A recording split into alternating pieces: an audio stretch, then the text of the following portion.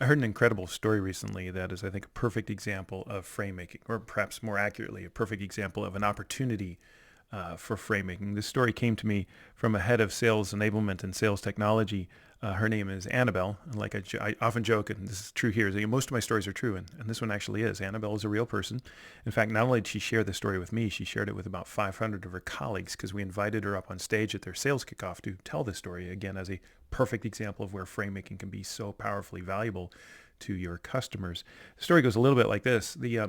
So Annabelle recently, crossed sometime over last year, was making a decision to expand with a particular vendor, a sales enablement vendor that this company's worked with for a while now, and they've seen great value in working with this vendor, this partner, and it was Annabelle's decision to expand that relationship based on some new AI capabilities that this particular vendor was offering. So they've got this new set of tools. Annabelle took a look at the tools, said, yep, let's do this. She was really excited. And so essentially it was a slam dunk. The seller's happy because this is a relatively easy sale. Annabelle's happy because it's a relatively easy purchase for everybody all the way around. It's a straightforward decision. Budget's in place. Good to go. Let's get it done. Right before the deal could get done, however, Annabelle receives an internal email from her colleagues from the AI compliance board. Now, here's where the story gets actually kind of interesting because Annabelle didn't know that her company had an AI compliance board. This is completely news to her, nor did she know that making this kind of purchase decision would have to go through this whole new set of approvals based on AI regulations that were completely new, not only to her, but to the company. And no problem. There was a bit of a hiccup, but that's okay. So Annabelle is, emailing back and forth with this person who's, on the AI compliance board, and this person saying, we need to have a meeting. Here's some of the questions we need to ask. We need to kind of get this, figured out. Annabelle's like, no problem. We'll get this done. So they set up a meeting, and Annabelle goes to this call. It's a Zoom or Teams or whatever it might be, and logs on to have the conversation with what she thinks is going to be a single person asking some relatively straightforward questions. And on that call were 15 different people from her organization, many of whom she had never met, nor did she even know they existed, but all all members of this AI compliance board, which several weeks earlier she didn't even know existed. And across the course of that conversation, not only did they have questions, but they had hard questions. They had questions that she was not prepared for. They had questions that she couldn't answer.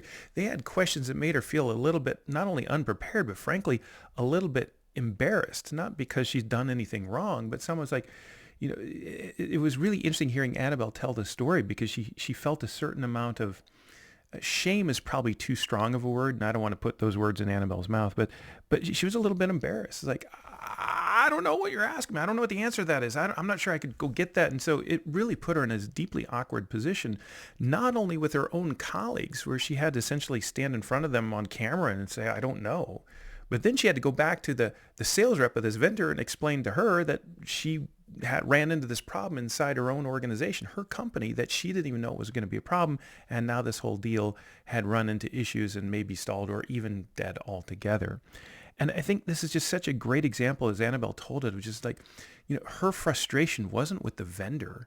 It was just with I was like, why is this always so hard? It's like, this is why we can't have nice things. And I think in so many cases, this is truly the reality of your customer, is they've run into some sort of obstacle inside their own organization that they have just failed to anticipate on their own. And we've talked about this in earlier videos. One of the reasons why they're not calling you back and they're ghosting you is because they're embarrassed, because they looked you in the eye and said, let's get this done. I can make this happen. And it turns out they can't.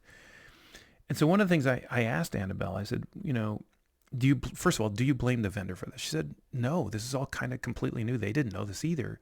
But I flipped the question a little bit and I said, but what if the vendor had known? What if they could have given you a heads up? What if they could have told you that this might happen or advised you that this might happen and suggested that, a particular set of questions that you need to be be able to answer? And she said, that would have been so helpful. That would have been incredibly valuable. And for that particular vendor, if you want to guess who you might be, reach out to me and I'll tell you whether you're right or not. But but I think this is just a perfect example for all of us to think about, how do we learn from the obstacles that our customers run into? And then how do we share that learning with other customers such that they don't have to go through that same amount of pain?